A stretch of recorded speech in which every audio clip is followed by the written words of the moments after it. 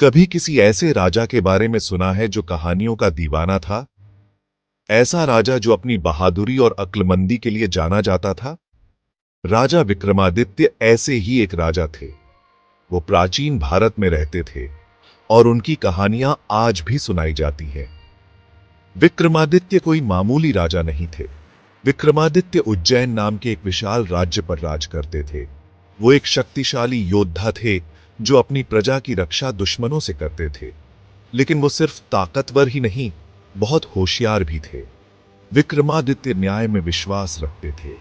वो सबकी समस्याओं को ध्यान से सुनते थे, चाहे वो छोटी हो या बड़ी। वो चाहते थे कि उनकी प्रजा खुश और समृद्ध रहे। सबसे खास बात, विक्रमादित्य को कहानियां और सीखना बहुत पसंद था। वो अक्सर विद्वानों और कलाकारों को अपने दरबार में बुलाते और उनकी कहानियां सुनते थे। राजा विक्रमादित्य का मानना था कि एक अच्छे राजा को सबके साथ इंसाफ करना चाहिए। उन्होंने अदालतें बनवाईं जहां लोग आकर न्याय मांग सकते थे। वो हर कहानी के दोनों पक्षों को धैर्य से सुनते थे। विक्रमादित्य यह सुनिश्चित करते थे कि सच्चाई की हमेशा जीत हो। एक दिन एक किसान राजा के पास आया। उसने दावा किया कि एक अमीर व्यापारी ने उसे धोखा दिया है। विक्रमादित्य ने किसान की बात सुनी। उन्होंने व्यापारी को भी अपनी बात रखने के लिए बुलाया। ध्यान से पूछताछ करने पर विक्रमादित्य को सच्चाई का पता चला। व्यापारी वाकई गलत था। विक्रमादित्य ने व्यापारी को किसान को मुआवजा देने का आदेश दिया। राजा की समझदारी की खबर दूर दूर तक फैल गई। लोग दूर दूर से उनके न्याय के लिए आने लगे। वे जानते थे कि विक्रमादित्य हमेशा उनकी बात सुनेंगे और न्याय दिलाएंगे। राजा विक्रमादित्य की सबसे मशहूर कहानियों में से एक है उनका एक बेताल से सामना, जो एक शरारती आत्मा थी। यह आत्मा एक पेड़ से लटके हुए मुर्दे में रहती थी। एक ज्ञानी ऋषि ने विक्रमादित्य को एक चुनौती दी। उन्हें बेताल को अपने पास लाना था। हर बार जब विक्रमादित्य बेताल को पकड़ने की कोशिश करते तो वो उन्हें एक पहेली सुनाता।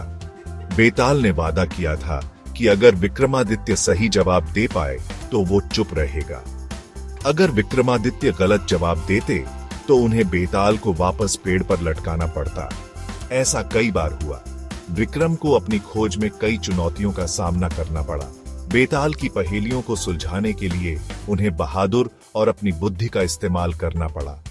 ये पहेलियां सिर्फ पहेलियां नहीं थीं, ये जिंदगी, नैतिकता और इंसान के दिल के बारे में सीख थीं। राजा विक्रमादित्य के शासनकाल को भारतीय इतिहास का स्वर्ण युग माना जाता है। उन्होंने अपने दरबार में 9 प्रतिभाशाली विद्वानों, कवियों और कलाकारों को इकट्ठा किया, जिन्हें नवरत्न कहा जाता है। उनके संरक्षण में उनके ज्ञान और रचनात्मकता का विकास हुआ।